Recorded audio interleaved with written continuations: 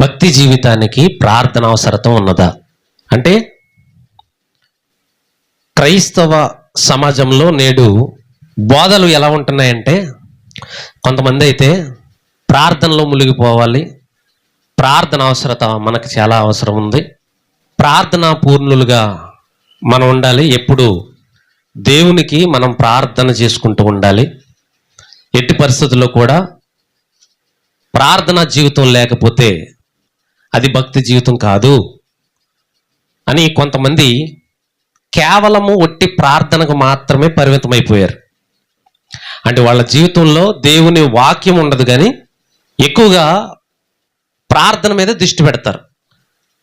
ఏదైనా ఒక ఇబ్బంది కలిగినా, ఏదైనా అవసరత వచ్చినా వెంటనే దేవుని వాక్యం ఏం చెబుతుంది, మనకి ఇబ్బంది కలిగింది, దీనికి సంబంధించి దేవుని వాక్యం ఏం చెబుతుంది, మనకి అవసరత ఉంది, దీనికి సంబంధించి దేవుని వాక్యం ఏం చెబుతుంది అని క్రైస్తవులు వాక్యం దగ్గరికి వెళ్ళరు. కానీ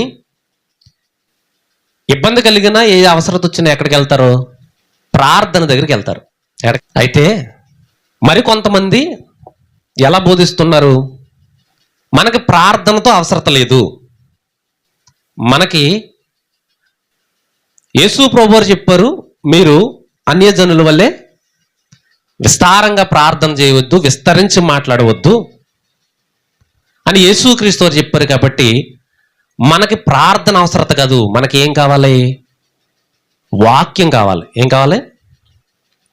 వాక్యం కావాలి. మనకి వాక్యం ధ్యానించాలి, దేవుని పని చేయాలి, సభలు పెట్టించాలి, సువార్త చేసి చెప్పేవాళ్ళని, ప్రసంగాలు చెప్పేవాళ్ళని రప్పించాలి, దేవుని పని చేయాలి. మనం ప్రార్థన చేసుకుంటూ కూర్చుంటే కాదు ఇక్కడ అంటూ ఇంకో విషయం ఏం చెప్తారంటే, ప్రార్థన చేయడం అని అంటే దేవునితో మనం మాట్లాడడం. ప్రార్థన చేయడం అంటే ఏంటి? దేవునితో మనం మాట్లాడడం. వాక్యం వినడం అంటే ఏంటి అర్థం? దేవుడు మనతో మాట్లాడడం. ప్రార్థన అంటే మనం ఆయనతో మాట్లాడడం, వాక్యము అంటే ఆయన మనతో మాట్లాడడం.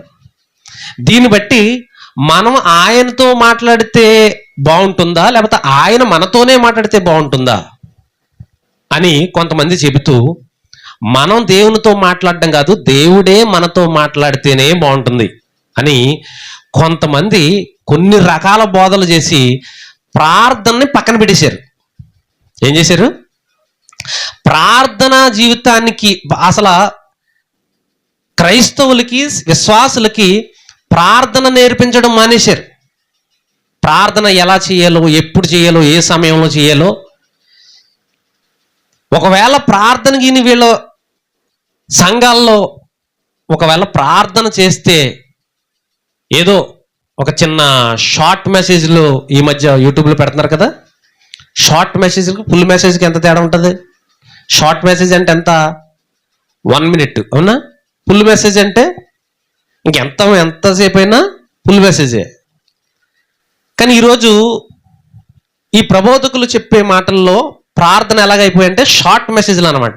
షార్ట్ ప్రార్థనలో, షార్ట్ ప్రేయర్స్ అంటే సింపుల్గా 2 ముక్కల్లో ప్రార్థన అయిపోవాలి, విస్తరించి ఎక్కువగా మాట్లాడకూడదు, దేవుణ్ణి విసిగించకూడదు అని కొంతమంది చెప్తున్నారు. అంటే టోటల్గా నేను ఏం చెప్తున్నాను, క్రైస్తవ సమాజంలో ఓన్లీ ప్రార్థన మీదే ఆధారపడే వాళ్ళు కొంతమంది ఉన్నారు. ఓన్లీ ప్రార్థనే మన జీవితానికి కావాల్సిందేంటి, మన క్రైస్తవ భక్తి జీవితానికి కావాల్సిందేంటి? ప్రార్థనే అని కొంతమంది ఉండిపోయారు. కొంతమంది క్రైస్తవ భక్తి జీవితానికి ప్రార్థన పెద్ద ఇంపార్టెంట్ కాదు, అంత ఇది కాదు, ఎక్కువగా మనం వాక్యం మీద దృష్టి పెట్టాలి అని కొంతమంది చెప్తున్నారు. అయితే ఈరోజు నేను ఈ 2 విషయాల్లో ఏ విషయాన్ని గురించి మాట్లాడుతున్నానంటే, వాక్యము కాదు ప్రార్థనే అంటున్న వారి గురించి నేను మాట్లాడట్లేదు. ఇది నెక్స్ట్ 2వ ఎపిసోడ్లో మాట్లాడుతున్నాను. ఎవరి గురించి మాట్లాడుతున్నాను? ప్రార్థనకు అంత ఇంపార్టెన్స్ లేదు. దేవుడు విస్తరించి ప్రార్థన చేస్తే వాళ్ళ ప్రార్థన ఆలకించడు. అసలు దేవునికి ఎక్కువగా మాట్లాడితే ఇష్టం ఉండదు. దేవునికి ఏ విషయంలో ఇష్టం ఉంటుంది అని అంటే వాక్యం విషయంలో ఇష్టం ఉంటుంది.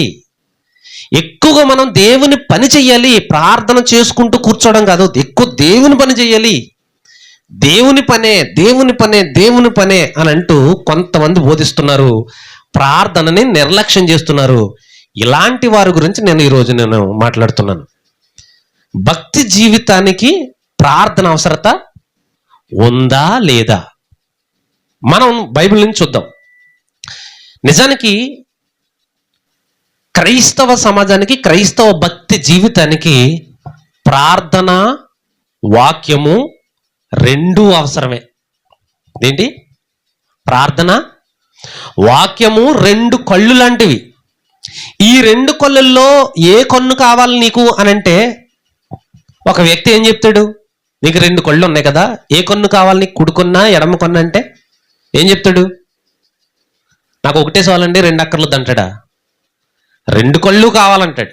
అలాగే క్రైస్తవ భక్తి జీవితానికి ప్రార్థన ముఖ్యమే, వాక్యము ముఖ్యమే. ఏది పెద్దది ఏది చిన్నది అంటే రెండు సమానమే, ప్రార్థన, వాక్యము. నువ్వు వాక్యము ఎంతసేపు అయితే వాక్యం వింటున్నావో దేవునితో ప్రార్థన కూడా అంతసేపు మనం ఉండకపోయినా అంతసేపు అంత ఎక్కువగా దేవునితో గడుపుతూ ఉండాలి. అంటే వాక్యము మనకు వీలైనప్పుడల్లా వింటాం, కానీ ప్రార్థన ఎప్పుడు పడితే అప్పుడు చేసుకోవచ్చు. అవునా? ఉదయాన్నే లేవగానే ప్రార్థన చేసుకుంటాం, టిఫిన్ చేసేటప్పుడు ప్రార్థన చేసుకుంటాం, భోజనం చేసేటప్పుడు ప్రార్థన చేసుకుంటాం, బయటకు వెళ్ళేటప్పుడు ప్రార్థన చేసుకుంటాం, వచ్చిన తర్వాత ప్రార్థన చేసుకుంటాం, పండుకునేటప్పుడు ప్రార్థన చేసుకుంటాం. ఇలా ఎన్నో సందర్భాల్లో మనం ఏదైనా పని చేస్తే ప్రార్థన చేసుకుంటాం. అన్ని సందర్భాలలో కూడా మనం ప్రార్థన చేసుకునే అవకాశం ఉందా లేదా? ఉందా? ఉంది. వాక్యం ఎప్పుడు వినే అవకాశం ఎప్పుడు ఉంటుంది? మనం తీరిగ్గా ఇంటికాడ ఉన్నప్పుడు, లేదా సండే ఇలా ఆరాధన పెట్టుకున్నప్పుడు వాక్యం వినే అవకాశం ఉంటుంది.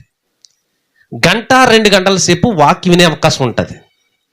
కుటుంబ ఆరాధనలో వాక్యం వినే అవకాశం ఉంటుంది. యూట్యూబ్ ఛానల్ ద్వారా ప్రసంగాలు వినే అవకాశం ఉంటుంది. కానీ ఆ వాక్యం వినడానికి ఒక టైం అంటూ కేటాయించుకోవాలి.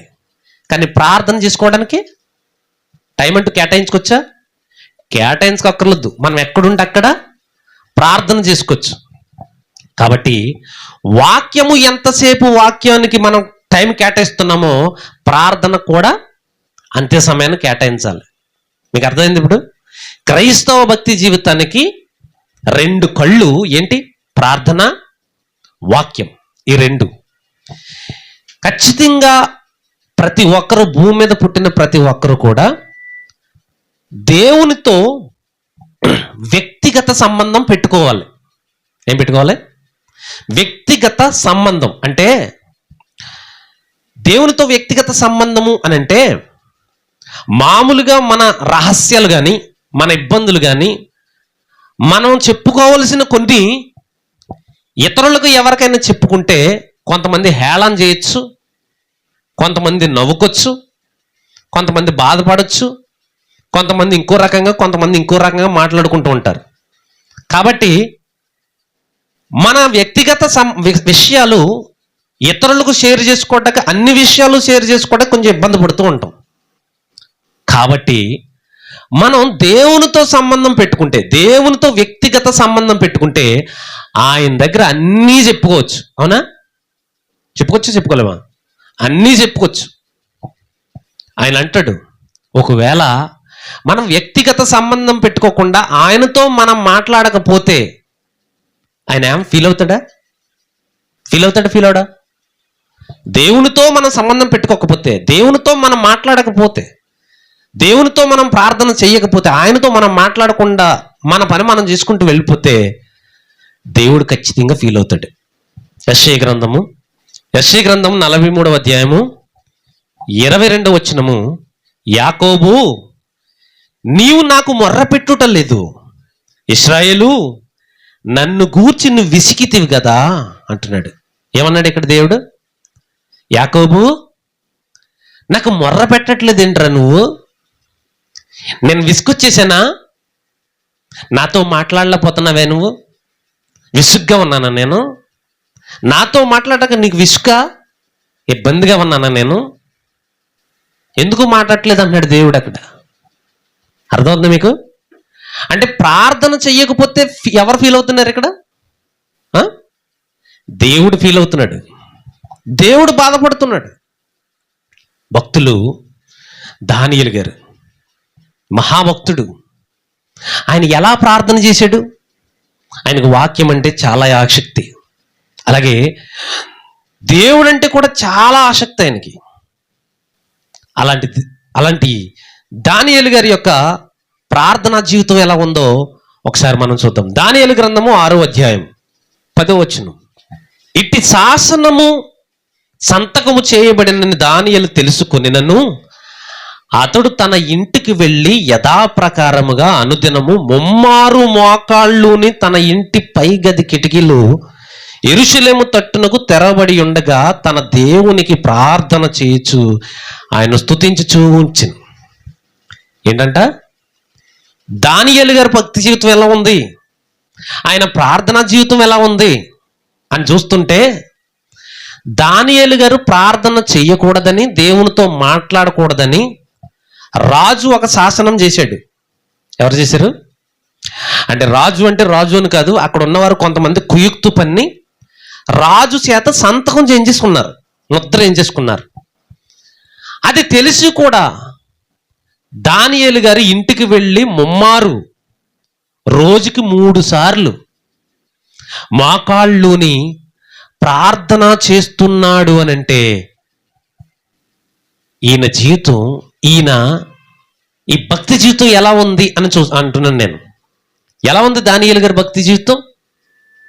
దేవుడు ఇలాంటి వారు ప్రార్థన చేస్తున్నప్పుడు ఆయన ముగ్ధుడైపోయి ఆయన ఏం చేస్తున్నాడు తెలుసా? 9వ అధ్యాయము 20వ వచనంలో, నేను ఇంకా పలుకుచు ప్రార్థన చేయుచు పవిత్ర పర్వతము కొరకు నా దేవుడైన యెహోవా ఎదుట నా పాపమును నా జనము యొక్క పాపమును ఒప్పుకొనుచు నా దేవుని విజ్ఞాపన చేయుచునుంటిని. ఇప్పుడు 22వ వచనం చూడండి, 23వ వచనం. నీవు బహుప్రియుడువు గనుక నీవు విజ్ఞాపనము చేయనారంభించినప్పుడు ఈ సంగతి నీకు చెప్పుటకు వెళ్ళవలనని ఆజ్ఞ బయలుదేరెను అంటున్నాడు. ఇక్కడ బాగా వినండి, దానియేలు గారు ప్రార్థన చేస్తున్నాడు. ఈయన భక్తి జీవితం ఎలా ఉంది? ఏంటి మన పాఠం పేరేంటి? భక్తి జీవితానికి ప్రార్థన అవసరత ఉన్నదా? దానియేలు గారి గురించి మనం ఆలోచిస్తున్నాం. ఈయన శ్రమలు వచ్చినప్పటికీ, ఇబ్బందులు వచ్చినప్పటికీ, శాసనాలు ప్రార్థన చేయకూడదు, దేవునితో మాట్లాడకూడదనే ఒక తీర్పు ప్రకటించినప్పటికీ కూడా ఈయన ఏం చేస్తున్నాడు? దానియేలు గారు ఏం చేస్తున్నాడు? రోజుకి ముమ్మారు మోకాళ్ళుని ప్రార్థన చేస్తున్నాడు. అవునా? దేవుడు ఈ ప్రార్థన మెచ్చుకున్నాడా, మెచ్చుకోలేదా అని అంటే, ఇక్కడ 9వ అధ్యాయం 23లో ఏం చెప్తుందంటే, గాబ్రియల్ అనే దూత వచ్చి, దానియేలు నువ్వు బహుప్రియుడివయ్యా బాబు, నీ ప్రార్థన మెచ్చి దేవుడు నీకు ఒక విషయం చెప్పమని నన్ను పంపించేశాడు. ఎప్పుడు చెప్పాడో తెలుసా నాకు? నువ్వు ప్రార్థన ఇంకా చేయక మునిపే, ప్రార్థన ఇంకా చేయడానికి ప్రారంభించక ముందే దేవుడు నాకు ముందుగానే చెప్పేశాడు. అంటే భక్తి జీవితానికి ప్రార్థన ఎంత అవసరత అంటే, మనం ప్రార్థన చేయాలని కూర్చోక ముందే ఎవరికి తెలిసిపోతుంది? దేవునికి తెలిసిపోతుంది. అంటే ప్రార్థన ఎంత ప్రాముఖ్యమో దానియేలు గారిని బట్టి మనకు అర్థమవుతుంది. ఇక కొత్త నిబంధనకు వచ్చేసరికి కొర్నేలు గారి సందర్భం, ఆయన గురించి ఒకసారి మనం మాట్లాడితే, అపోస్తుల కార్యాలు 10వ అధ్యాయము మొదటి నుంచి మనం చూస్తే, ఇటలీ పటాలమనబడిన పటాలంలో శతాధిపతి అయిన కొర్నేలి అనే భక్తిపరుడు ఒకడు కైసరేలో ఉండెను. భక్తిపరుడు, మంచి భక్తి జీవితాన్ని కొనసాగిస్తున్న కొర్నేలి. అతడు తన ఇంటి వారందరితో కూడా దేవుని యందు భయభక్తులు గలవాడయుండి ప్రజలకు బహుధర్మము చేయొచ్చు, ఎల్లప్పుడూ దేవునికి ప్రార్థన చేయువాడు. కొర్నేలు ఎలాంటి వాడంట? ఎల్లప్పుడూ ప్రార్థన చేస్తున్నాడు. ప్రార్థనా జీవితం, కొర్నేలు గారి భక్తి జీవితానికి ప్రార్థనా జీవితం కనబడుతుంది. మరి ఈ ప్రార్థనకు దేవునికి, ఇతను ఇలా ప్రార్థన చేస్తున్నప్పుడు దేవునికి దేవుడు ఏమైనా మెచ్చుకున్నాడా? దేవునికి ఎలా ఉంది? దానియేలు గారు ప్రార్థన చేస్తే దేవునికి ఎలా ఉంది? దానియేలు గారిని దేవుడు అన్నాడు, నువ్వు బహుప్రియుడువు. ఎందుకు బహుప్రియుడువు? ఎప్పుడు నాకు ప్రార్థన చేస్తూనే ఉంటావు, ఎప్పుడు నాతోనే మాట్లాడుతూ ఉంటావు, ఎప్పుడు నాతోనే డిస్కషన్ చేస్తూ ఉంటావు. నేనంటే నీకు చాలా ఇష్టం గనుక నువ్వంటే కూడా నాకు చాలా ఇష్టం, నువ్వు బహుప్రియుడువు. ఇప్పుడు కొర్నేలి ప్రార్థన చేస్తున్నాడు. అయితే దేవుడేమన్నాడు?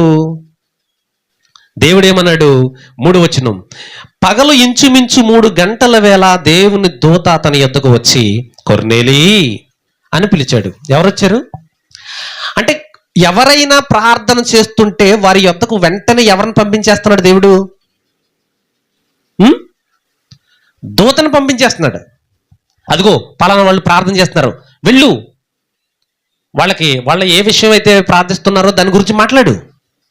ఇదిగో కొర్నేలు ప్రార్థన చేశాడు, కొర్నేలు దగ్గరికి వెళ్ళు. అదిగో దానియేలు ప్రార్థన చేశాడు, దానియేలు దగ్గరికి వెళ్ళు. అంటే మనం ప్రార్థన చేయడానికి కూర్చోకముందే ఎవరు మన దగ్గరికి వచ్చేస్తున్నారు? వస్తున్నారు లేదా? మన మాటలు వినడానికి, మనం చేసే ప్రార్థన, మన విజ్ఞాపన, దీనంతటిని దేవుని యొద్దకు తీసుకెళ్ళడానికి, దేవుని దగ్గర నుంచి మనకు జవాబు తీసుకురావడానికి, దీని అంతటికి ఏం అవసరపడుతుంది? ఇప్పుడు ప్రార్థన. ఏం అవసరత? ఏమన్నాడు అక్కడ? కొర్నేలి అని పిలుచుట దర్శనం ముందు తేటగా అతనికి కనబడిను. అతడు దూత వైపు తేరు చూసి భయపడి, ప్రభువా ఏమని అడిగాను. అందుకు దూత, నీ ప్రార్థనలను నీ ధర్మ కార్యములను దేవుని సన్నిధికి జ్ఞాపకార్థముగా చేరినవి. ఏం చేరేవి?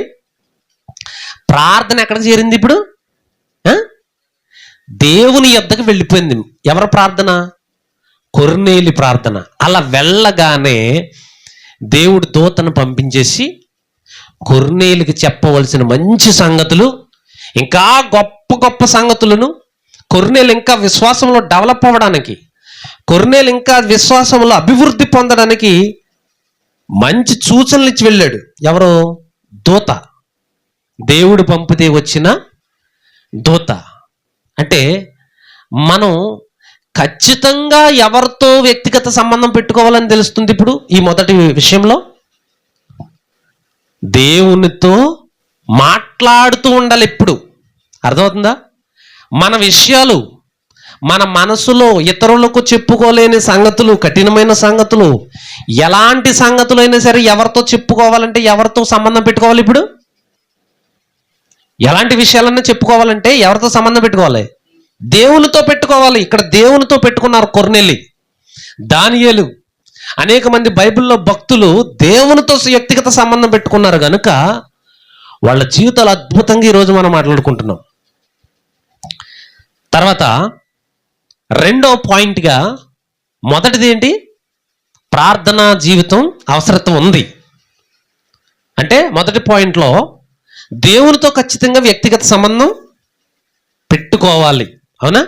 పెట్టుకోవాలి. రెండో పాయింట్గా మోకరిల్లి ప్రార్థన చెయ్యాలి. ఇది కొన్ని సంఘాల్లో అసలు ప్రార్థనే ఇష్టపడరు పెద్దగా. యేసుక్రీస్తు ఒక మాట చెప్తారు కదా, ఏంటది చూద్దాం ఒకసారి. మత్తయి సువార్త 6వ అధ్యాయము 7వ వచనంలో యేసు ప్రభు ఒక మాట అంటున్నాడు, మరియు మీరు ప్రార్థన చేయనప్పుడు అన్యజనుల వల్ల వ్యర్థమైన మాటలు వశింపవద్దు, విస్తరించి మాట్లాడుట వలన తమ మనవి వినబడునని వారు తలంచుకుందురు అన్నాడు. ఇక్కడ యేసు ప్రభు మాట్లాడిన మాటలకు అర్థం ఏంటి? వ్యర్థమైన మాటలు, అన్యజనులు విస్తరించి మాట్లాడుతున్నట్లు వ్యర్థమైన మాటలు మీరు పలుకోవద్దంటే అనవసరమైన టాపిక్ తీసుకురావద్దు.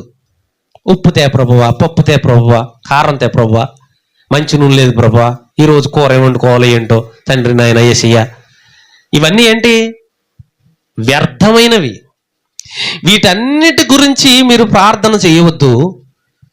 విస్తరించి అంటే వీటన్నిటి గురించి ఎక్కువ మాట్లాడొద్దు.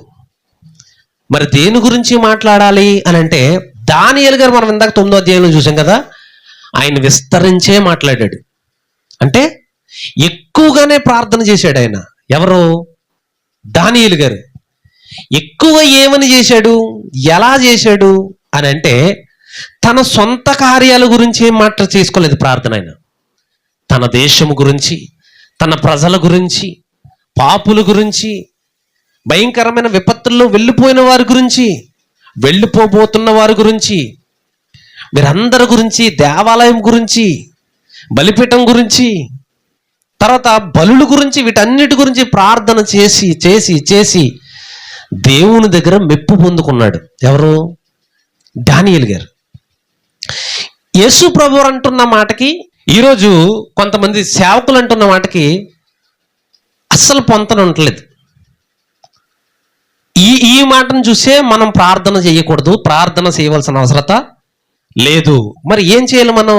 ఎఫెసీయులకు రాసిన పత్రిక, మరి మనం ఎందుకున్నాం, మనం ఏం చేయాలని చెప్తారంటే సదరు బోధకులు, ఎఫెసీయులకు రాసిన పత్రిక 2వ అధ్యాయం 10వ వచనం, 2వ అధ్యాయం 10వ వచనంలో, మరియు వాటి యందు మనము నడుచుకున్న వల్లని దేవుడు ముందుగా సిద్ధపరిచిన సత్క్రియలు చేయుటకై మనం క్రీస్తు యేసునందు సృష్టింపబడిన వారమై ఆయన చేసిన పని అయి ఉన్నాము. మనం ఎందుకున్నాము? సత్క్రియలు చెయ్యడానికే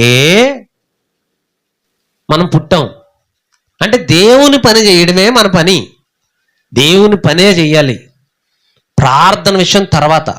అందుకే ఈ జ్ఞానులు మహాజ్ఞానం మహాజ్ఞానం మహాజ్ఞానం అని అంటూ బోధిస్తున్న ఈ సదరు గొప్ప జ్ఞానులు ప్రార్థనని పక్కన పెట్టేశారు. మొత్తం ప్రార్థనలో ఏమీ లేదు. ప్రార్థన చేయవలసి వస్తే దేవునికి 2 విషయాలు చెప్తే చాలు, ఇంకేం అవసరం లేదు. ఇదొక తప్పు అయితే, రెండోది ఏంటంటే అసలు మోకాళ్ళ ప్రార్థన నేర్పించరు వీళ్ళ సంఘాల్లో. అర్థమవుతుందా? ప్రార్థనే ఉండదు, అసలు మోకాళ్ళ ప్రార్థన అసలే ఉండదు. కానీ బైబిల్ చెబుతుంది ప్రార్థన, భక్తి జీవితానికి మోకాళ్ళ ప్రార్థన చాలా అవసరం. చూద్దాం ఒకసారి. అపోస్తుల కార్యాలు 9వ అధ్యాయం 40వ వచనం. బైబిల్లో మన క్రొత్త నిబంధనలో మోకాళ్ళ ప్రార్థన గురించి అవసరత లేదు, మనం ఎలా అయినా పర్వాలేదు అనుకుంటారు. అపోస్తుల కార్యాలు 9వ అధ్యాయము 40వ వచనం. పేతురు అందరినీ వెలుపలికి పంపి మోకాళ్ళుని ప్రార్థన చేశాడా? పేతురు గారు మోకాళ్ళుని ప్రార్థన చేశాడా చేయలేదా? అంటే మోకాళ్ళ ప్రార్థన చేయమని బైబిల్ చెబుతుంది. భక్తి జీవితానికి మోకాళ్ళ ప్రార్థన చాలా అవసరం. నెక్స్ట్, అదే అపోస్తుల కార్యాలు 20వ అధ్యాయము 30వ వచనం. పౌలు గారి సందర్భం ఇది. అతడు ఇలాగూ చెప్పు మోకాళ్ళుని వారందరితో ప్రార్థన చేసెను. ఎవరు? పౌలు గారు. అర్థందా? అక్కడ మోకాళ్ళుని ప్రార్థన పేతురు గారు చేశారు, ఇక్కడ మోకాళ్ళుని పౌలు గారు ప్రార్థన చేశారు. కానీ విషయం ఏంటంటే మన మహాజ్ఞానులు మోకాళ్ళలో ఉండరు. మహాజ్ఞానులకి, పేతురు గారికి తెలియంది, పౌలు గారికి తెలియంది మన మహాజ్ఞానులకు తెలుసు. అసలు ప్రార్థన ఉండదు, భక్తి జీవితం ఉండదు, పరిశుద్ధత గురించి నేర్పరు. వీళ్ళ బోధలు ఎలా ఉంటాయి అంటే ఎంతసేపు సైన్స్ సైన్స్ సైన్స్, జ్ఞానం జ్ఞానం జ్ఞానం. అందుకే ఇలాంటి వారి గురించి, ఇలాంటి వారిని సోషల్ మీడియాలో మరి చాలా దరిద్రంగా మాట్లాడుకుంటున్నారు, ఇలాంటి బోధకుల గురించి. యాకోబు రాసిన పత్రిక 5వ అధ్యాయం 16వ వచనం. యాకోబు గారు ఏమంటున్నారో చూద్దాం ప్రార్థన గురించి. మీ పాపములను ఒకరితో ఒకడు ఒప్పుకొనుడి, మీరు స్వస్థత పొందినట్లు ఒకరికొకరు ప్రార్థన చేయుడి. నీతిమంతుని విజ్ఞాపన మనఃపూర్వమైనదై బహుబలము గలదై ఉండును అన్నాడు. ఇక్కడ ఏమంటున్నాడు? నీతిమంతుని ప్రార్థన ఎలా ఉంటదంటే బహుబలము గలదై మనఃపూర్వము గలదై బహుబలముగా ఇది ఉండు. అంటే నీతిమంతుడు చేసే ప్రార్థన ఎలా చేస్తాడంటే మనస్ఫూర్తిగా. అంటే ప్రార్థన భక్తి జీవితానికి అవసరం ఉంది. మొదటి పాయింట్, దేవునితో వ్యక్తిగత సంబంధం ఖచ్చితంగా పెట్టుకోవాలి. ప్రార్థన అవసరత లేదన్న వాళ్ళు దుర్బోధకులు. రెండోది, మోకాళ్ళుని ఖచ్చితంగా ప్రార్థన చేయాలి. ఒకవేళ శరీరం సహకరించకపోతే మోకాళ్ళు ఉండడానికి కూడా ఇబ్బంది కలిగితే మామూలుగా చేసుకోవచ్చు, కానీ శరీరం సహకరించి కూడా మోకాళ్ళు వేసి ప్రార్థన చేయకపోతే మాత్రం అది ప్రార్థన జీవితం కాదు. మూడోది, మనస్ఫూర్తిగా చెయ్యాలి. మనస్ఫూర్తిగా, స్పష్టంగా, ఖచ్చితంగా దేవుడు అనుకున్నట్టుగా ఎవరు చేస్తారంటే నీతిమంతులు మాత్రమే చేస్తారు. మూడోది ఏంటి? మనఃపూర్వకమైనదై. దేవునితో మాట్లాడినప్పుడు, దేవునికి ప్రార్థన చేసినప్పుడు మనస్ఫూర్తిగా దేవునితో మాట్లాడాలి. కానీ మనం మాట్లాడుకుంటే ఈ మహాజ్ఞానులు అన్న వాళ్ళు మాత్రం అసలు ఇలా ప్రార్థన ఎలా ఉంటుంది అంటే అసలు మనస్ఫూర్తిగా చేసినట్లు ఎక్కడ ఉండదు, ఇష్టంగా ఉండదు అసలు. ఆ తర్వాత అంటున్నాడు యాకోబు గారు, అలాంటి ప్రార్థన బహుబలము గలదై ఉండును. ఎలా ఉంటుందంట? బహుబలము గలదై ఉండును. అంటే దేవునికి విజ్ఞాపనము చేసేటప్పుడు మనస్ఫూర్తిగా, నేను ఎవరితో మాట్లాడుతున్నాను ఇప్పుడు అన్న స్పృహ ఉండాలి. నేను ఎవరితో మాట్లాడుతున్నాను, ఎవరితో నా వ్యక్తిగత సంబంధం ఉంది, నేను దేని గురించి మాట్లాడుతున్నాను, ఆ మాట్లాడే మాట, చేసే ప్రార్థన మనసులోంచి వచ్చినదై మనస్ఫూర్తిగా దేవునితో మాట్లాడుకుంటే అది జరుగు తీరుతుంది. అది బలంగా ఉంటుంది ఆ ప్రార్థన. ఎగ్జాంపుల్గా ఆదికాండము 20వ అధ్యాయము 17వ వచనం.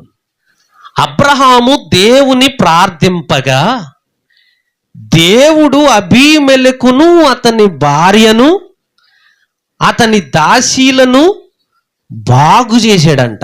అదేంటి? ఎవరు ప్రార్థిస్తే?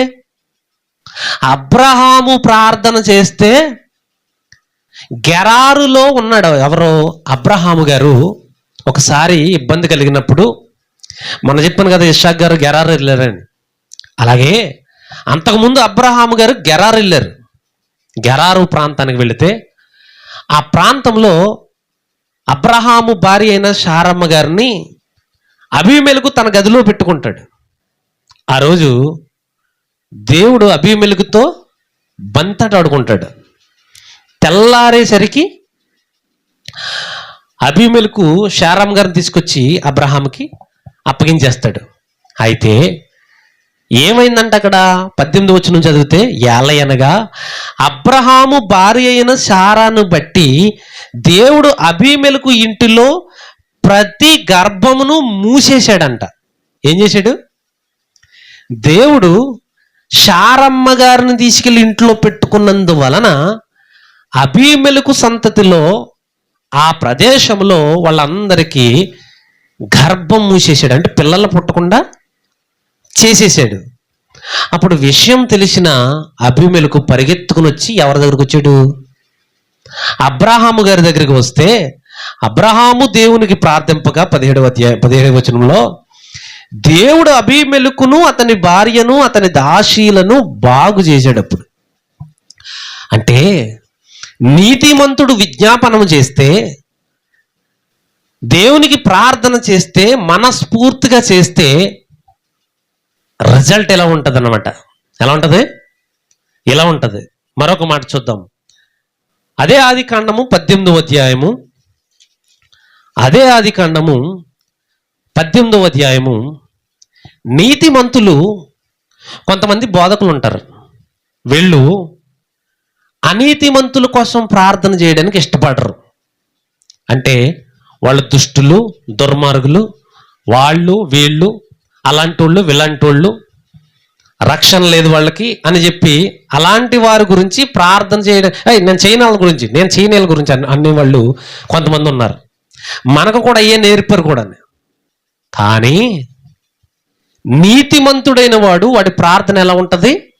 మనఃపూర్వకంగా ఉంటుంది. అంటే మనస్ఫూర్తిగా ప్రార్థన చేస్తాడు. ఆ ప్రార్థన బలము కలిగినదై ఉంటుంది. అదే నీతిమంతుడు, అదే అబ్రహాము గారు ఎవరి గురించి ప్రార్థన చేస్తున్నాడు అని అంటే 18వ అధ్యాయంలో 23 నుంచి మనం చదివితే, అప్పుడు అబ్రహాము సమీపించి ఇట్లనెను, సొదొమ గొమొర్రాల గురించి, సొదొమ గొమొర్రాలను నాశనం చేయడానికి దేవుడు భూమి మీదకి వేయించేసి ఉన్నాడు. అప్పుడు దేవునితో అబ్రహాము గారు మాట్లాడుతున్నారు. ఇప్పుడు అబ్రహాము గారు దేవునితో మాట్లాడినా, ప్రార్థన చేసినా అదేమవుద్ది? రిక్వెస్టే, ప్రార్థనే అవుతుంది. ఎదురుకుండా ఉన్నప్పుడు మాట్లాడినా, దేవుడు లేనప్పుడు ఎక్కడో ఉన్నాడు, ఇప్పుడు మోకాళ్ళు వేసి ప్రార్థన చేసినా ఏంటది? ప్రార్థనే. ఇక్కడ దేవుడు అబ్రహాం ఏమని మాట్లాడుతున్నాడు అని అంటే 23వ వచనం, అప్పుడు అబ్రహాము సమీపించి ఇట్లా, నేను దుష్టునితో కూడా నీతిమంతులను నాశనం చేస్తావా దేవా అంటున్నాడు. దుష్టులు ఉన్నారు, సొదొమ గొమొర్రాలను నాశనం చేసేస్తానంటున్నావు, అయ్యయ్యో అంత పని చేయకు దేవా, అందులో నీతిమంతులు ఉన్నారు ప్రభువా అంటున్నాడు. ఎవరు? అబ్రహాము గారి ప్రార్థన ఎలా ఉంది? మనస్ఫూర్తిగా, చాలా ఇష్టంగా మాట్లాడుతున్నాడు. వాళ్ళు ఎలా పోతే నాకెందుకు, నువ్వేం చేసుకుంటావు చేసుకో, చంపుకుంటే చంపుకో, ఆ సొదొమ గొమొర్రాలను కాదు మొత్తం ప్రపంచాన్ని ఏం చేసుకుంటా నాకెందుకు వచ్చింది అని అంటున్నాడా? ప్రార్థన అంది అబ్రహాం ప్రార్థన. అంటున్నాడు, దుష్టులతో కూడా నీతిమంతులను నాశనం చేసేస్తావా అంటున్నాడు. అప్పుడు దేవుడు అన్నాడు, నీతిమంతులు ఉంటే నాశనం చేయను నేను, ఏరు చూపించు, నీతిమంతులు ఉన్నారా అన్నాడు. ఒకవేళ 50 మంది ఉన్నారేమో ప్రభువా అన్నాడు. 50 మంది ఉంటే నేను నాశనం చేయనులే అన్నాడు. 50 మంది ఉంటే నాశనం చేయను, 50 మందిని చూపించు అన్నాడు.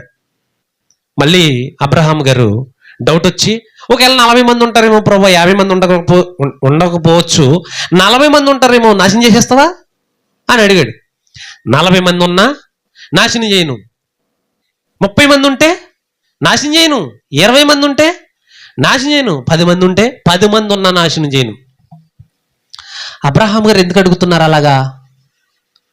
అబ్రహాం గారికి తెలుసు ఏమని, ఆ దేశంలో నీతిమంతులు లేరన్న సంగతి తెలుసు. అయినా ఎందుకు అడుగుతున్నాడు? ఎందుకు అడగాలి? ఎందుకు ప్రార్థిస్తున్నాడు? భక్తి జీవితానికి ప్రార్థన అవసరత ఉన్నదా? ఏమర్థమవుతుంది మనకి? ఉన్నదే. ఎందుకు అడుగుతున్నాడు? నీతిమంతులు లేరని తెలుసు కూడా ఎందుకు అడుగుతున్నాడు అంటే, అబ్రహాము గారు ఇన్నర్ ఫీలింగ్ ఏంటి?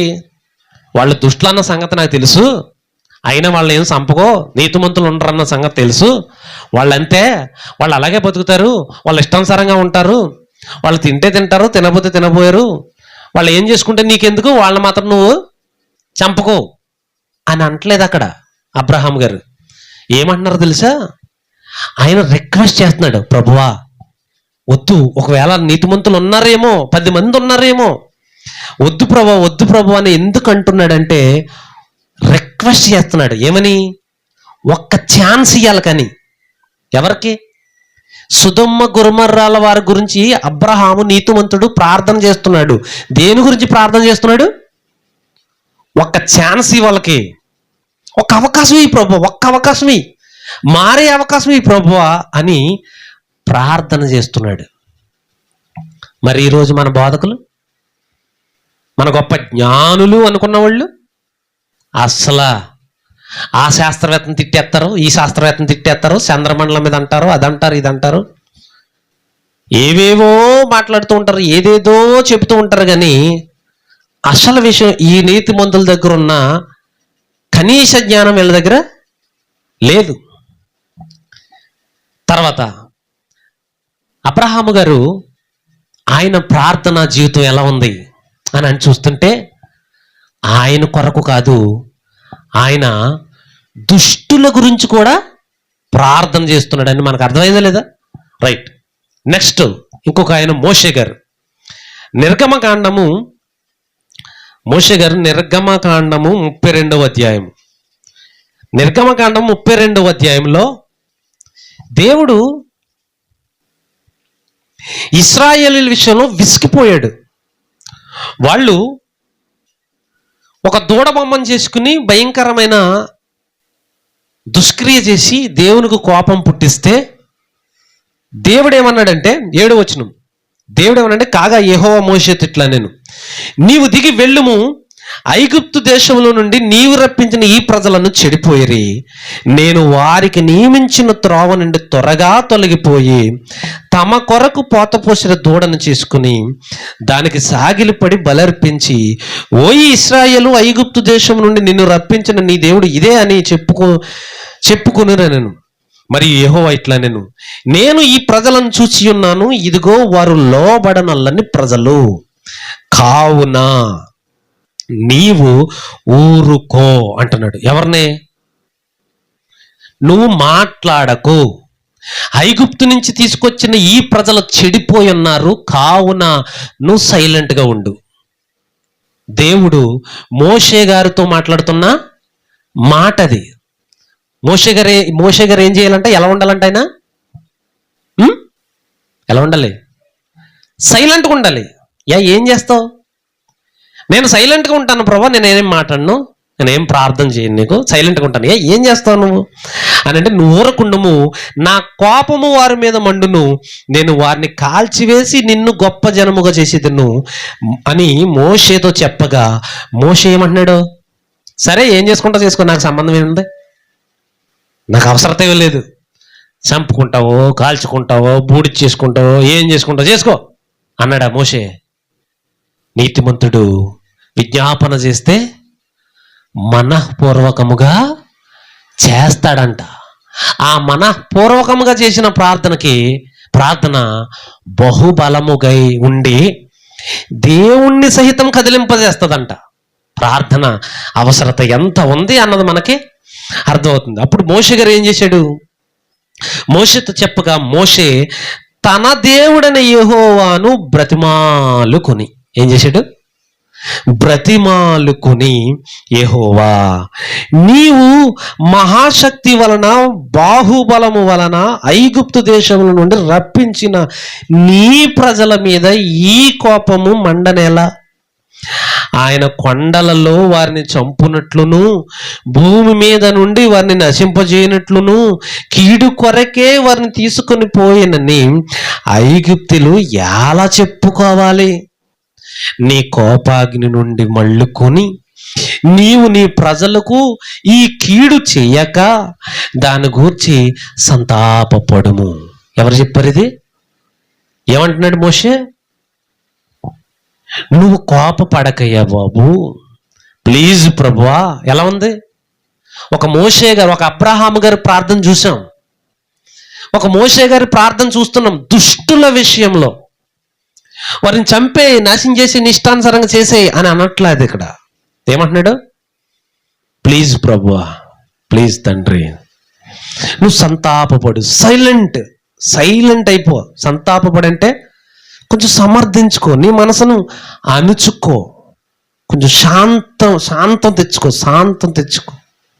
అని అంటుంటే, అప్పుడు దేవుడు అంటున్నాడు 13వ వచనంలో, నీ సేవకులైన అబ్రహామును, ఇస్సాకును, ఇశ్రాయేలును జ్ఞాపకం చేసుకో. ఇంకా మోషే గారు మాట్లాడుతున్నారు, నీవు వారితో ఆకాశ నక్షత్రముల వల్ల నీ సంతానం అభివృద్ధి చేసి నేను చెప్పిన ఈ సమస్త భూమిని నీ సంతానంకి ఇచ్చిదనని వారు నిరంతరము దానికి హక్కుదారులగుదరని వారితో నీతోడని ప్రమాణం చేసి చెప్పితివి కదా, చెప్పవు కదా అని అన్నాడు. ఎవరు? ఇదంతా ఎవరు ప్రార్థన? మోషే ప్రార్థన. అది ఎలా చేశాడు ఆయన ప్రార్థన? ఏదో అయిష్టంగా చేశాడా? ఏం చేసుకుంటా చేసుకో, ఎందుకు వదిలే ప్రభు, అంత ఎందుకు, ఈ గొడవ అంతా ఎందుకు, పోన్లే ఏదో చేసారు వదిలే అని ఏదో చెప్పినట్టు చెప్పాడా? మనస్ఫూర్తిగా బతిమాలుకున్నాడా? ఇక్కడ బ్రతిమాలుకున్నాడు. ఎవరి కోసం? ఇంకో విషయం ఏంటంటే అక్కడ ఏమన్నాడు తెలుసా?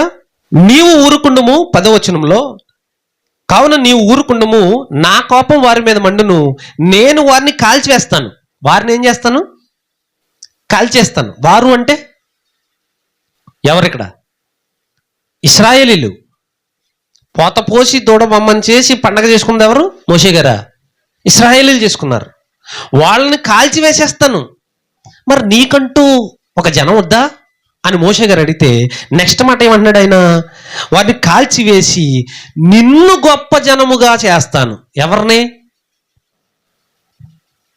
మోషే గారిని. ఎవరిని? నిన్ను గొప్ప జనముగా చేస్తాను. ఇశ్రాయేల్ అందరినీ సర్వనాశనం చేసేసి, ఈ ఇశ్రాయేలీలందరూ ఎక్కడి నుంచి పుట్టుకొచ్చారు? ఎవరి నుంచి పుట్టుకొచ్చారు? యాకోబు నుంచి పుట్టుకొచ్చారు.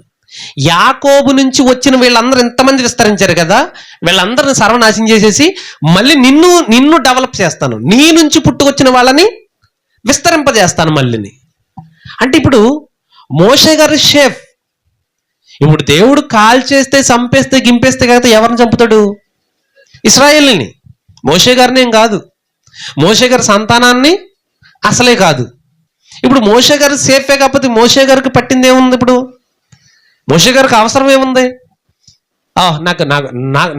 నన్నేం చేయడు కదా, నన్ను వదిలిపెట్టేస్తాడు, నా సంతానాన్ని వదిలిపెట్టేస్తాడు, నా ఫ్యామిలీ అంతా షేప్గానే ఉంటాం, పోయిదెళ్ళే. కాబట్టి ఇప్పుడు నేను దేవునికి రిక్వెస్ట్ చేయవలసిన అవసరత లేదు, దేవుని బతిమాలుకోవాల్సిన అవసరత లేదు. ఒకవేళ అడిగితే పోలే ప్రభు ఏదో తప్పు చేశారు, వదిలే ప్రభు అని చెప్పి చాలా సింపుల్గా చెప్పొచ్చు. కానీ మోషే గారు తన జాతి అంతా నాశనం అయిపోతుంటే దేవునికి మనస్ఫూర్తిగా బతిమాలుకున్నాడు ప్రార్థన. అప్పుడు దేవుడు ఏం చేశాడు? 14వ వచనం, అంతటా యెహోవా తన ప్రజలకు చేసేదనని చెప్పిన కీడును గూర్చి సంతాపపడ్డాడు. అంటే సైలెంట్ అయిపోయాడు. సర్లే అని చెప్పి అలా మనసుని చంపుకున్నాడు అనమాట. ఆ బాధ అలా దిగమింగుకున్నాడు దేవుడు. అర్థమవుతుందా? అంటే నీతిమంతులు విజ్ఞాపన చేసినప్పుడు మొదటి పాయింట్ ఏంటంటే ఖచ్చితంగా ప్రార్థనా జీవితము, దేవునితో వ్యక్తిగత జీవితం ఖచ్చితంగా ప్రతి ఒక్కరూ కలిగి ఉండాలి. వాక్యం విషయంలో ఎంత శ్రద్ధ చూపిస్తున్నామో అంతకంటే ఎక్కువ శ్రద్ధ, అంతే ఎక్కువ శ్రద్ధ ప్రార్థనలో కూడా మనం ఉండాలి. రెండో పాయింట్, మోకాళ్ళ ప్రార్థన, దేవునితో మోకాళ్ళ ప్రార్థన సహవాసం కలిగి ఉండాలి. మూడోది, మనం చేసే ప్రార్థన మనస్ఫూర్తిగా చేయాలి. నాలుగోది, మనం చేసే ప్రార్థన మన గురించే కాదు, ప్రతి ఒక్కరి గురించి ప్రార్థన చెయ్యాలి. ప్రతి ఒక్కరి గురించి. మరి మహాజ్ఞానులు అంటున్న వారు చర్చిలోనే సరిగా చేయరు ప్రార్థన. మరి ఇళ్లలో ఎలా చేసుకుంటారో ఏంటో మనకు తెలుసా? చర్చిలోనే సరిగా ప్రార్థన జీవితం ఉండదు. ప్రార్థన నేర్పరు, ప్రార్థన చేసుకోవాలి, ప్రార్థన పూర్ణంగా ఉండాలి. మనకి వాక్యమే కాదు, దేవునితో మనం ఇంకా కనెక్ట్ అవ్వాలంటే, పరిశుద్ధాత్మ శక్తి మనకు ఉండాలంటే, పరిశుద్ధాత్మ నడిపింపు మనకు ఉండాలంటే ఆయన అడగాలి. ఏమన్నాడు యాకోబు పత్రికలో? జ్ఞానము కొదువైన ఎడల అడగండి, మీకు ధారాళముగా దయచేస్తాను. దయచేసేచ్చు కదా, నీ సన్నిధికి వస్తేనే చాలు, మేము అడగాలంటే ఇచ్చేచ్చు కదా. ఏమన్నాడు అక్కడ యాకోబు గారు? అడగండి. జ్ఞానాన్ని ఏం చేయాలి? అడగాలి. అడిగితే మీరు ఖచ్చితంగా పొందుకుంటారు అన్నాడు. యేసు ప్రభువు కూడా అడుగుడి మీకు ఇవ్వబడును, వెతుకుడి మీకు దొరుకుతాయి, తట్టుడి, అడగాలి. ఇలా మనకి ప్రార్థన అవసరత చాలా కనబడుతుంది. కానీ ప్రార్థనని చాలా చీప్ చేసేసారు కొంతమంది సేవకులు. నెక్స్ట్, యోబు గారి గురించి చూద్దాం. మనం ఎవరి గురించి చూసాం? ఇప్పుడు చూసాం దానియేలు గారిని చూసాం, కొర్నేలు గారిని చూసాం, నెక్స్ట్ అబ్రహాము గారిని చూసాం, పౌలు గారిని చూసాం, ఇంకా పేతురు గారిని చూసాం, మోషే గారిని చూసాం. యోబు గారిని దగ్గరికి వెళ్దాం. ఇప్పుడు మళ్ళీ యోబు గ్రంథము 42వ అధ్యాయము 7వ వచనం చూద్దాం. 7వ వచనం. ఇక్కడ సందర్భం ఏంటంటే, యోబు స్నేహితులు 3 ప్లస్ ఇంకొకడు ఉంటాడు, ఎలీహు అనేవాడు ఇంకొకడు ఉంటాడు. మొత్తం నలుగురు. అయితే ఈ నలుగురిలో ముగ్గురు స్నేహితులు యోబు విషయంలో, దేవుని విషయంలో తప్పుడుగా మాట్లాడతారు. అర్థమైందా? చాలా సందర్భాల్లో నేను యోబు గ్రంథాన్ని మొన్నటి వరకు వివరించాను కాబట్టి ఆ గ్రంథంలో చెప్పాను నేను యోబు శిష్యులు ఎలాంటి నేరాలు మోపుతున్నారు, యోబు స్నేహితులు దేవుని విషయంలో ఎలాంటి ఆరోపణలు చేస్తున్నారు, యోబు విషయంలో ఎలాంటి ఆరోపణలు చేస్తున్నారని మనం మాట్లాడుకున్నాం. అయితే వాళ్ళు మాట్లాడిన మాటలన్నీ దేవునికి చిరాకు రప్పించాయి. ఎవరు మాట్లాడినాయి? యోబు గారు ఫ్రెండ్స్ మాట్లాడిన మాటలు దేవునికి నచ్చలేదు. దేవుడు యోబు గారి ఫ్రెండ్స్ని, స్నేహితుల్ని తిట్టాడు. ఆయన మిమ్మల్ని చూస్తుంటే నాకు అసహ్యం వేసుకొస్తుంది అన్నాడు. మీరు నావారు కాదన్నాడు. రెచ్చిపోయి అప్పుడు ఏమన్నాడు చూద్దాం. 7వ వచనం, యెహోవా యోబుతో ఆ మాటలు పలికిన తర్వాత ఆయన తేమానీయుడైన ఎలీఫజుతో ఇలాగూ చెలవిచ్చాను. ఎవరితో? యోబు స్నేహితుడితో మాట్లాడుతూ దేవుడు అంటున్నాడు, నా సేవకుడైన యోబు పలికినట్లు మీరు నన్ను గూర్చి యుక్తమైనది పలకలేదు అన్నాడు. ఎవరి గురించి? ఎవరిని తిడుతున్నాడు ఇక్కడ? యోబు స్నేహితులని దేవుడు తిడుతున్నాడు. సరే, తర్వాత నా కోపము నీ మీదను నీ ఇద్దరు స్నేహితుల మీదను మండిపోతుంది, నాకు పేకల దాకా మండిపోతుంది, మేము ముగ్గురిని ఇప్పుడే వేసేయాలనిపిస్తుంది నాకు అన్నట్టుగా దేవుడు ఈ ముగ్గురి మీద మండిపోతున్నాడు. అప్పుడు దేవుడు అన్నాడు, కాబట్టి నా కోపం తగ్గాలంటే మీరు ఒక పని చేయాలి. ఎవరి కోపం తగ్గాలి ఇక్కడ? వినండి బాగా. దేవుని కోపం. ఎవరి మీద కోపం? యోబు స్నేహితుల మీద. పట్ పట్ టప్ టప్ టప్ చెప్పాలి మీరు సమాధానాలు. స్నేహితుల మీద కోపం దేవునికి. ఆ కోపం తగ్గాలంటే ఏం చేయాలి? ఏం చేయాలి? ఇప్పుడు చెప్తున్నాడు. కాబట్టి ఏం చేయాలి తెలుసు మీరు? కాబట్టి 7 ఎడ్లను 7 పొట్టేళ్లను మీరు తీసుకొని నా సేవకుడైన యోబు నొద్దకు పోయి మీ నిమిత్తము దహన బలి అర్పించాలి. కోపం మండాలంటే ఏం చేయాలి? ఇప్పుడు మిమ్మల్ని మరలా దేవుడు సరే పక్క తప్పకండి, ఎదవలారు ఎప్పుడు ఇలాంటి పనులు చేయకండి అని అనాలంటే 7 పొట్టేళ్ళు 7 ఎడ్లు 7 పొట్టేళ్ళు తీసుకుని ఎక్కడికి వెళ్ళాలి? ఇప్పుడు యోబు గారి దగ్గరికి ఎందుకు? అక్కడే ఉంది అక్కడ ట్విస్ట్. మీకు అర్థమవుతుందా? అబీమెలెకు యొక్క సంతానం, గెరారు దేశంలో అబీమెలెకు సంతానం, అబీమెలెకులో అక్కడ ఉన్న వాళ్ళందరికీ గర్భం మూసుకుపోతే ఎవరు ప్రార్థన చేశారు? ఎవరు చేశారు ప్రార్థన? అబ్రాహాము గారు చేశారు. అవునా? ఇశ్రాయేలీలందరూ నాశనం చేసేస్తానంటే ఎవరు చేశారు ప్రార్థన? మోషే గారు చేశారు. అవునా? ఇశ్రాయేల్ దేశం యెరూషలేము నాశనం అయిపోతుంది, ఆ పట్టణాలు నాశనం అయిపోయాయి, మందిరం పాడైపోతుంటే ఎవరు చేశారు ప్రార్థన? దానియేలు గారు చేశారు ప్రార్థన. ఇదంతా మీ పిక్చర్కి గుర్తుంటే, మీదంతా మీకు అర్థమైతే, ఇక్కడ యోబు గారి స్నేహితులు తప్పు చేస్తే, యోబు గారు స్నేహితులు దేవునికి కోపం రప్పిస్తే, ఇప్పుడు ఎవరు చేయాలి ప్రార్థన? వాళ్ళ గురించి యోబు గారు చెయ్యవలసి వచ్చింది. విషయం ఏంటి తెలుసా? అంతకుముందు ఈ ముగ్గురు స్నేహితులు ఎవరిని ఆడుకున్నారు? యోబు గారిని ఇష్టానుసారంగా మాట్లాడారు. మొదటి అధ్యాయాన్ని మనం 2వ అధ్యాయాన్ని మనం చూసుకుంటూ వస్తే యోబు గారిని ఇష్టం వచ్చినట్టు మాట్లాడుకున్నారు. యోబు గారిని అసలు మాట్లాడనివ్వలేదు. పనికి మాలను వదరబోతున్నారు. అవునా? యోబు గారిని ఇష్టానుసారం, దుష్టుడు, దుర్మార్గుడు, ఎవడికి బెచ్చమేయుడు, ఎవడికి ఇంత ₹1 కూడా ఇవ్వడు, ఎవరి ఎడల జాలిపడ్డు, నీలాంటి ఎందుకు వేస్ట్, అందుకే నీ బతుకెలాగ ఏడిసింది అని ఇష్టానుసారంగా యోబును ఆడిపోసుకున్నారు. ఎవరు? యోబు స్నేహితులు. అలాంటి యోబు స్నేహితులకి ఇప్పుడు మరలా ఎవరు దిక్కయ్యారు? ప్రార్థన యొక్క అవసరత. ఏమన్నాడు అక్కడ? 8వ వచనం, కాబట్టి 7 ఎడ్లను 7 పొట్టేళ్లను మీరు తీసుకుని నా సేవకుడైన యోబు నొద్దకు పోయి మీ నిమిత్తము దహన బలి అర్పింపలను.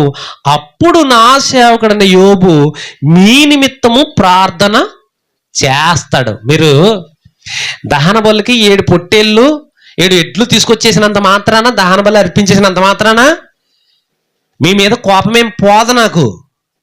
నెక్స్ట్ ఏం చేయాలి? బలులు అర్పించిన నెక్స్ట్ తర్వాత ఏం చేయాలి? యోబు గారు ప్రార్థన చేయాలి. ముఖ్యంగా ఎవరు చేయాలి? ఎవడో వచ్చి చేస్తే కుదరదు అక్కడ. ఎవరు చేయాలి? యోబు చెయ్యాలి. యోబు ఎందుకు చెయ్యాలంటే యోబు నీతిమంతుడును యథార్థవర్తనుడై ఆ చుట్టుపట్ల దేశాల్లో కల్లా అతడే ఘనుడుగా ఉన్నాడు. కాబట్టి దేవుని ఎడల అతనుకున్న ఆసక్తి గొప్పది కనుక అతను చేస్తేనే ఆ ప్రార్థన దేవుడు ఆలకించి యోబు యొక్క స్నేహితులను విడిచిపెడతాడు. శిక్షించకుండా, వాళ్ళని బాధించకుండా విడిచిపెడతాడు. చేయును. 10వ వచనం చదువుతాం. 10వ వచనం, మరియు యోబు తన స్నేహితుల నిమిత్తము ప్రార్థన చేసినప్పుడు యెహోవా అతని క్షేమ స్థితిని మరలా అతనికి దయచేసెను. అంటే ప్రార్థన యొక్క అవసరత ఎంత కనబడుతుంది మనకి, ఉందా లేదా? మరొక మాట చూద్దాం. సామెతల గ్రంథము 24వ అధ్యాయము 17వ వచనం, నీ శత్రువు పడినప్పుడు సంతోషించకు, వాడు తొట్టినప్పుడు నీ మనసున ఉల్లసింపకు అంటున్నాడు దేవుడు ఇక్కడ.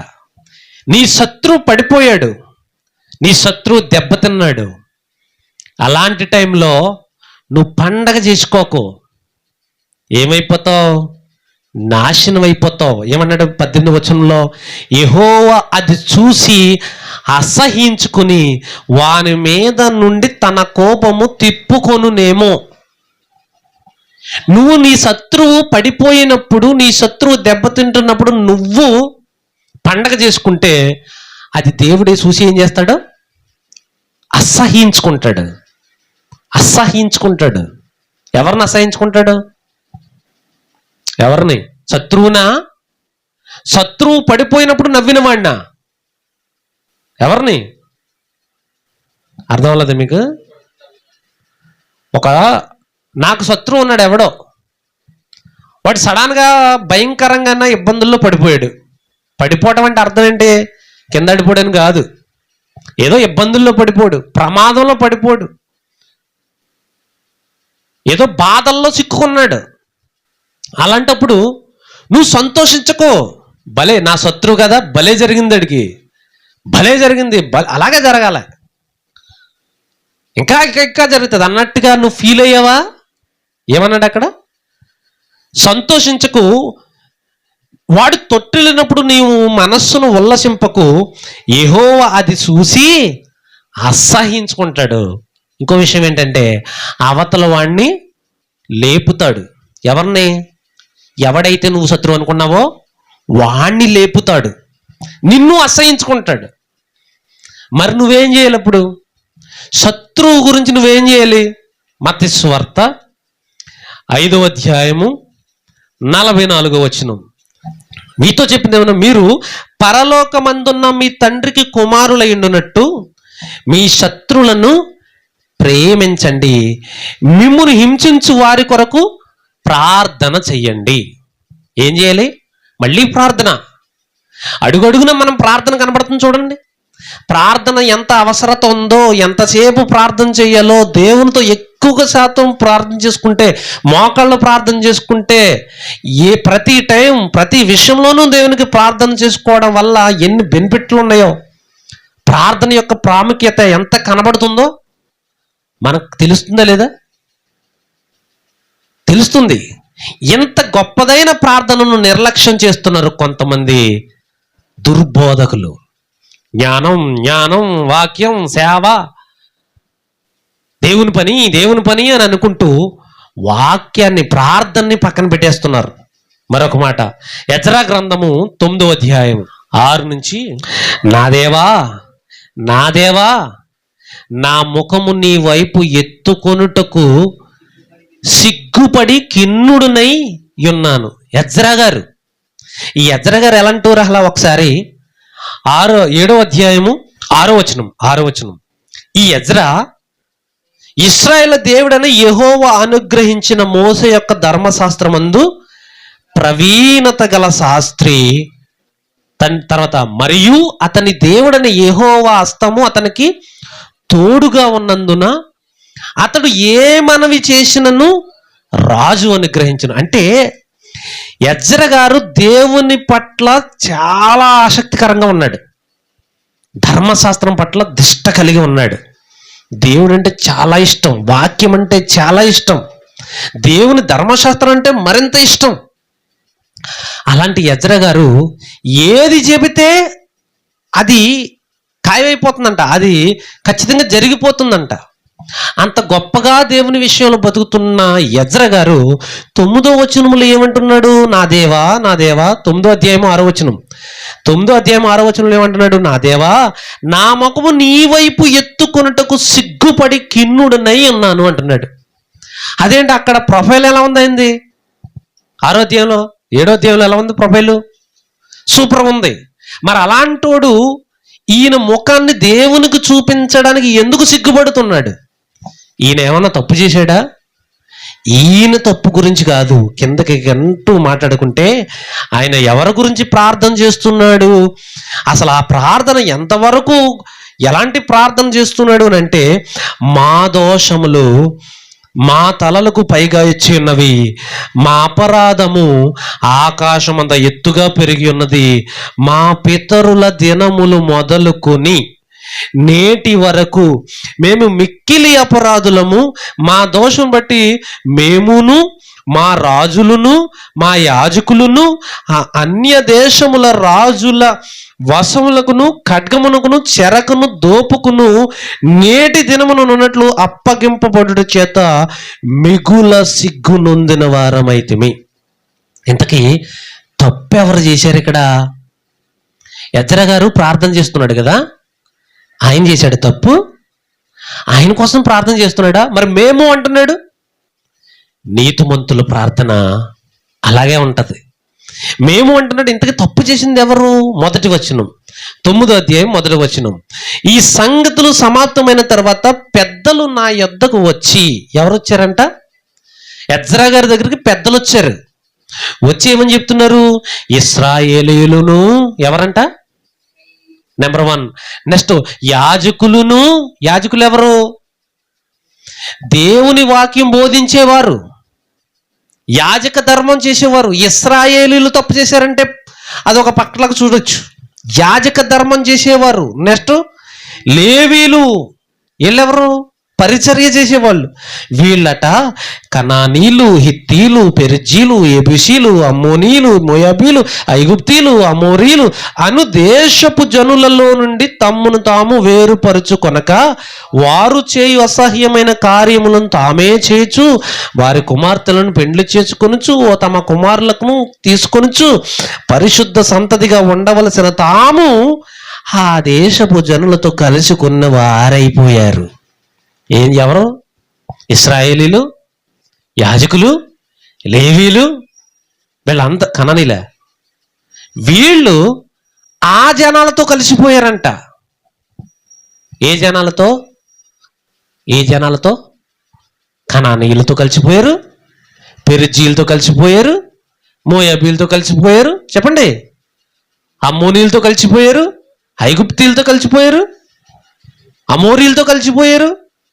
కలిసిపోయి వాళ్ళ పిల్లల్ని వీళ్ళకి, వీళ్ళ పిల్లల్ని వాళ్ళకి ఇచ్చేసుకుని మొత్తం ధర్మశాస్త్రాన్ని పక్కన పెట్టేసి, అప్పుడు ఎజ్రా గారు అదంతా విన్న తర్వాత బట్టలు చింపుకుని ఏడుస్తూ దేవునికి ప్రార్థన చేస్తున్నాడు. క్షమించు ప్రభువా, మా పితరులు, మా వాళ్ళు, మా జనాంగం చేసిన మేము చేసామంటున్నాడు. ఎవరు?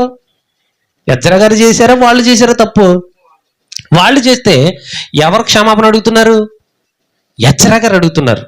ఏంటిది? నీతిమంతుల ప్రార్థన. ఎజ్రా గ్రంథం 10వ అధ్యాయం 1వ వచనంలో ఎజ్రా ఏడ్చుచు ఎలా ప్రార్థన చేస్తున్నాడు? ఏడ్చుచూ దేవుని మందిరం ఎదుట సాష్టాంగపడుచు పాపమును ఒప్పుకుని ప్రార్థన చేశాడు ప్రార్థన. పాపమును ఒప్పుకుని ఏం చేశాడు? ప్రార్థన చేసి. ఎవరు? ఎజ్రా గారు. నెక్స్ట్ నెహెమ్యా గ్రంథము 1వ అధ్యాయము 4వ వచనంలో, ఈ మాటలు వినినప్పుడు నేను కూర్చుండి ఏడ్చి కొన్ని దినములు దుఃఖముతో ఉపవాసం ఉండి ఆకాశమందలి దేవుని ఎదుట విజ్ఞాపనము చేసి తిని.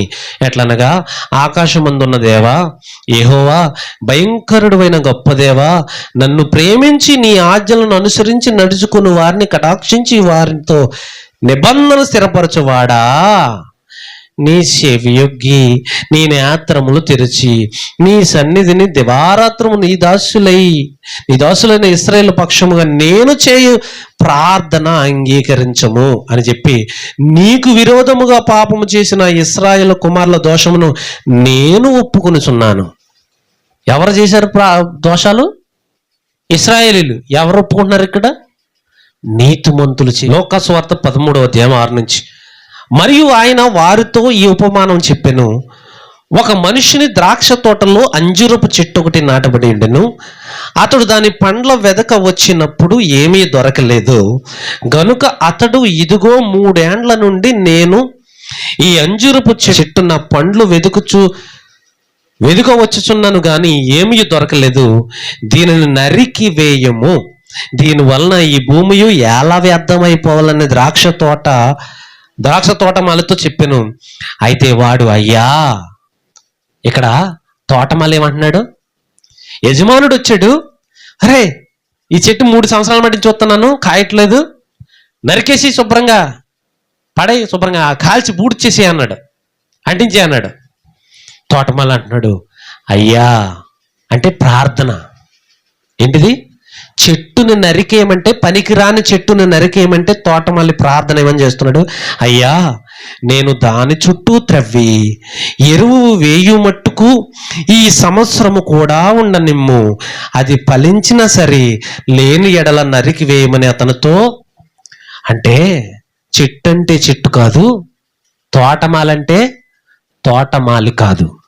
చెట్టు అంటే అక్కడ పనికిరాని చెట్టు అని అంటే పనికిరాని జనం. ఎవరు? దుష్ట జనం.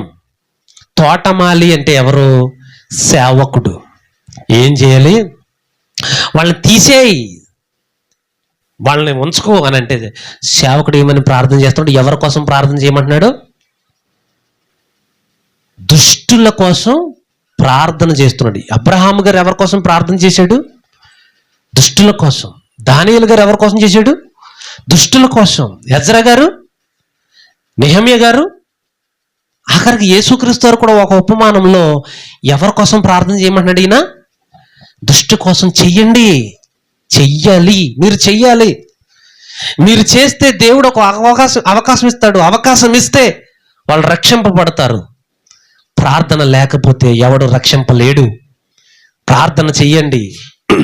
యేసుప్రభువు మరొక ఉపమానం చెప్తూ ఏమంటాడంటే, అదే లోక సువార్తలో మరొక చోట ఏమని ఉంటుందంటే 18వ అధ్యాయం ఉంటుంది. 18వ అధ్యాయము 1వ వచనం, వారు విసుకక నిత్యము ప్రార్థన చేయ ఉండవలనంటకు ఆయన వారితో ఈ ఉపమానం చెప్పాడంట. అంటే ఎప్పుడు కూడా ప్రార్థన విడిచిపెట్టకుండా ఎప్పుడు ప్రార్థన చేస్తూ ఉండాలి అని అంటే వీళ్ళకి ఏదన్నా ఉపమానం చెప్పాలబ్బా అని అనుకున్నాడు. ఎవరు అంటే యేసుక్రీస్తు వారి యొక్క ఆలోచన కూడా ఏంటి? ప్రార్థన చెయ్యాలని. ఇప్పుడు మీకు ప్రార్థన చేసే అలవాటు లేదు మీకు, కానీ మీ చేత నేను ప్రార్థన చేయించాలంటే ఏదో ఒక విషయాన్ని చెప్పాను అనుకో, ఒక ఉపమానాన్ని చెబితే, ఒక ఉదాహరణ చెబితే, ఆ ఉదాహరణ మీకు అలవాటయ్యి అర్థమయ్యి దాన్ని బట్టి అయినా ప్రార్థన చేస్తారు అని యేసు ప్రభువు ఒక ఉపమానం ఎత్తుకున్నాడు. ఏమని? దేవునికి భయపడకయు మనుషులను లక్ష్య పెట్టకయు నుండు ఒక న్యాయాధిపతి ఒక పట్టణంలో ఉన్నాడు. ఆ పట్టణంలో ఒక విధవరాలు ఉంది. ఆమె అతని యొద్దకు తరచుగా వచ్చి, నా ప్రతివాదికిని నాకును న్యాయము తీర్చుమని అడుగుచూ వచ్చెను గాని అతడు కొంతకాలం ఒప్పుకపోయెను. తరువాత అతడు, నేను దేవునికి భయపడకయు మనుషులను లక్ష్యపెట్టకయు ఉండినను ఈ విధవరాలు నన్ను తొందర పెట్టుచున్నదని ఉన్నది గనుక ఆమె మాటి మాటికి వచ్చి గోజాడకుండునట్లు ఆమెకు న్యాయము తీర్చునని తనలో తాను అనుకునేను. మరియు ప్రభు ఇట్లా నేను అన్యాయస్తుడైన ఆ న్యాయాధిపతి చెప్పిన మాట వినుడి, దేవుడు తాను ఏర్పరచుకునిన వారిని దివారాత్రులు తన్ను గూర్చి మొర్ర పెట్టుకుని చుండగా వారికి న్యాయము తీర్చడా? ఆయన వారికి త్వరగా న్యాయము తీర్చును, వారి విషయమే కదా ఆయన దీర్ఘశాంతం చూపుచున్నాడని మీతో చెప్పుచున్నాను. ఇక్కడ యేసు ప్రభు ఏమంటున్నాడంటే, ప్రార్థన చెయ్యండి, దుష్టుల కోసం ప్రార్థన చెయ్యండి. మీకోసం మీరే కాదు, మీరు మొదట దేవునితో కనెక్ట్ అయి ఉండాలి. ఫస్ట్ ఎవరితో కనెక్ట్ అయి ఉండాలి? దేవునితో కనెక్ట్ అయి ఉండాలి. మీ ప్రతి విషయం ఎవరికి చెప్పుకోవాలి? దేవునితో చెప్పుకోవాలి. వ్యక్తిగత సంబంధం పెట్టుకోవాలి దేవునితో. నెక్స్ట్ ఆ పెట్టుకునేదేదో మోకాళ్ళేసి మోకాళ్ళ ప్రార్థన. దేవునికి మోకాళ్ళ ప్రార్థన అంటే అర్థం ఏంటంటే, దేవుని ముందు అణిగి మణిగి ఉండడానికి అది గుర్తు. దేవుని దేహి అని అడిగేటప్పుడు దేవుని ముందు నువ్వు తగ్గించుకుని అడుగుతున్నావు అనడానికి గుర్తు. అందుకు మోకాళ్ళ ప్రార్థన అవసరం. మూడోది మనస్ఫూర్తిగా చెయ్యాలి. మూడోది ఏంటి? మనస్ఫూర్తిగా చెయ్యాలి. నాలుగోది మీకోసమే కాదు, దుష్టుల కోసం కూడా చెయ్యాలి. 4 విషయాలు చెప్పాను. చెప్పండి. మొదటి విషయం ఏంటి?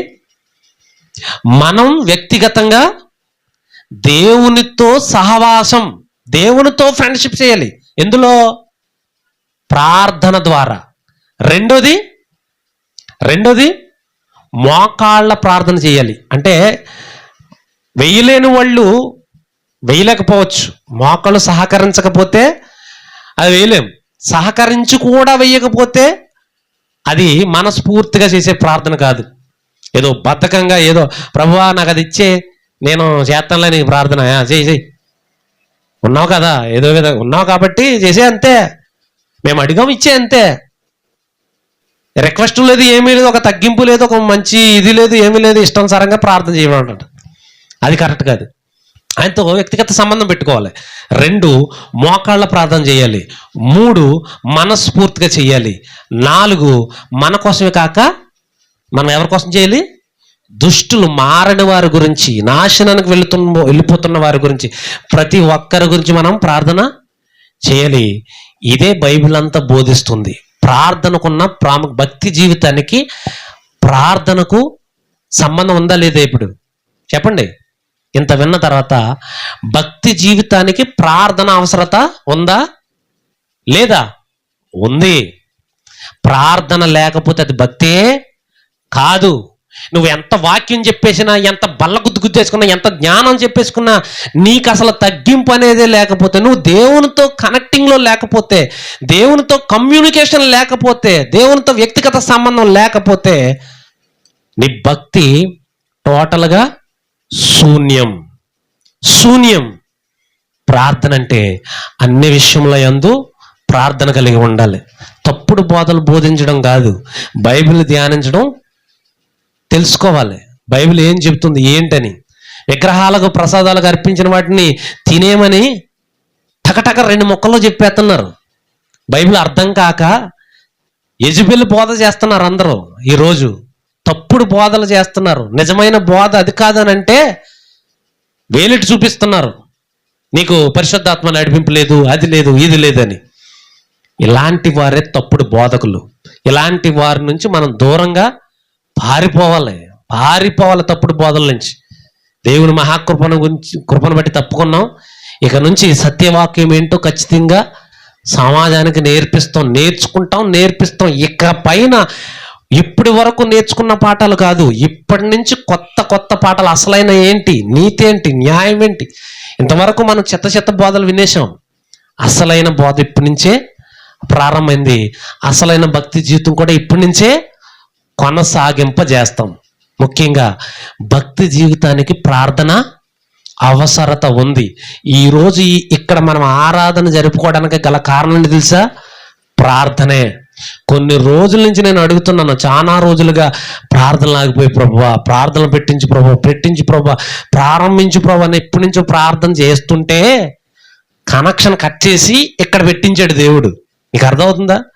అప్పుడు నెలనాళ్ళ మట్టించి ప్రార్థన చేస్తుంటే ఈ నెలల్లో జరిగిన రిజల్ట్ ఏంటి అని అంటే, నీకెందుకురా, నువ్వు వాళ్ళతో ఉంటే కనెక్టింగ్ కుదరదు, భక్తి సరిగ్గా నేర్చుకోలేవు, తప్పుడు బోధల్లో ఉన్నావు నువ్వు, నేను కట్ చేస్తాను కనెక్షన్ అన్నాడు దేవుడు. కట్ చేసేయి అన్నాను నేను. అర్థమవుతుంది మీకు? కట్ చేసేసాడు దేవుడు. ఇక్కడ పెట్టుకో అన్నాడు దేవుడు. మొట్టమొదటి వాక్యం చక్కటి వివరణ. మన విగ్రహారాధనకు పెట్టిన అర్పితమైన ప్రసాదాల గురించి మాట్లాడాం. ఇదొక ప్రసంగం. ఇక నుంచి ఈ తప్పుడు బోధల మీద నెక్స్ట్ ప్రసంగం ఏంటి చెప్పనా? పౌలు గారి శరీరంలో ముళ్ళు పాపమా, ఇది నెక్స్ట్ ప్రసంగం. ఓకేనా? కాబట్టి మరొకసారి అడుగుతున్నాను, భక్తి జీవితానికి క్రైస్తవ భక్తి జీవితానికి ప్రార్థన అవసరత ఉందా లేదా? ఉంది. ఖచ్చితంగా ప్రార్థనించకుండా వాక్యం మాత్రమే మనకి ప్రాధాన్యం అని అనుకుంటే అది భక్తి కాదు. మన అన్ని విషయాలు, మన అన్ని సమస్యలు, మన చుట్టూ ఉన్న వారి సమస్యలు, మన సమస్యలు, ప్రతి ఒక్కరి సమస్యలు దేవుని దగ్గర చెప్పాలి, దేవునికి వెలిపించాలి, దేవునికి తెలియాలి. ఆయనకి తెలియదా? మనమే చెప్పాలంటే అన్నీ ఆయనకి తెలుసు. అయినా సరే మనకు కూడా ఒక బాధ్యత, వీడికి బాధ్యత ఉందా లేదా అని. మోషే గారు వెళ్ళి ప్రార్థన చేస్తే దేవుడు, ఓహో మోషే చెప్పాడు కాబట్టి నేను ఇశ్రాయేలుకు నాశనం రాకుండా చూసుకుంటాను, మోషే చెప్పినందుకు ఆపేసేసాడా దేవుడు? ఇశ్రాయేలు మీద కోపం మోషే చెప్తే ఆయన తగ్గించుకోలేదు, మోషే చెప్తే సంతాప పడలేదు. అసలు మోషే ఇతనికి వ్యక్తిగతంగా బాధ్యత ఉందా లేదా? తన సమాజం పట్ల, తన జాతి పట్ల ఇతను ఎలాంటి మెంటాలిటీ కలిగి ఉన్నాడు, ఎలాంటి బాధ్యత కలిగి ఉన్నాడు తెలుసుకోవాలి అని. నేను చంపేస్తాను మోషే, నేను వీళ్ళని తీసేస్తాను మోషే అని అన్నప్పుడు వెంటనే మోషే గారు కాళ్ళ మీద పడిపోడు. ఇది నాకు కావాల్సింది అనుకున్నాడు దేవుడు. అవునా? యేసుక్రీస్తు వారు ఏమన్నారు? ఆ చెట్టుని నరికేయమంటే నరికేయి చెట్టుని అన్నాడు యేసు ప్రభు. తోటమ్మలు ఏమన్నాడు? వద్దు ప్రభువా, 1 సంవత్సరం ఉంచు ప్రభువా. ఆ మాట అంటావని యేసు ప్రభు ఎదురు చూశాడు. ఎందుకన్నాడు అక్కడ యేసు ప్రభు?